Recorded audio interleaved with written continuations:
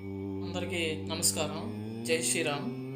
ఒకసారి సీతారాములు వనవాసం చేస్తుండగా దారిలో ఒక పెద్ద చెట్టుకి పూలతో అల్లబడిన తీగ అల్లుకొని ఉంటుంది.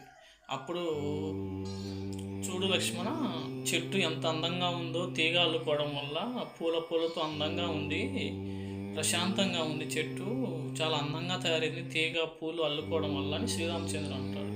అప్పుడు సీతాదేవి, లేదు లేదు, చెట్టు అనేది లేకపోతే తీగకి అసలు ఆసరానే లేదు. అలా ఆసరా లేకపోతే ఈ పాటికి తీగ నేలకి వాలిపోయి ఏ ఆకులన్నీ ఏ మేకలు కానీ జంతువులు కానీ తినేసేయి. ఆ చెట్టు వల్ల తీగకి అందం వచ్చింది అని సీతాదేవి అంటుంది. ఇందులో నేను తీగని, శ్రీరాముల వారు చెట్టు, ఆయన లేకపోతే నేను లేను అని అంటుంది అన్నమాట. అప్పుడు ఇద్దరు కలిపి లక్ష్మణుల వారిని అడుగుతారు, ఇప్పుడు చెప్పు లక్ష్మణ, ఎవరిలో తీగ ఎవరు చెట్టు అని అడుగుతారు.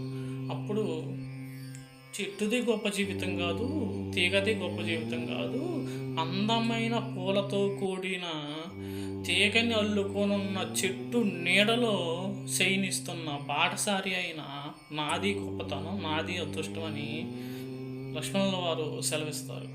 అంటే సీతాదేవి గొప్పతనం కాదు, రాముల వారి గొప్పతనం కాదు, మీ ఇద్దరి పాద సేవతో తరిస్తున్న నా జీవితం ధన్యం, నా జీవితం అదృష్టమని లక్ష్మణుల వారు తెలియజేస్తారు. జై శ్రీరామ్, జై సనాతన్. సర్వే జన సుఖినో భవంతు.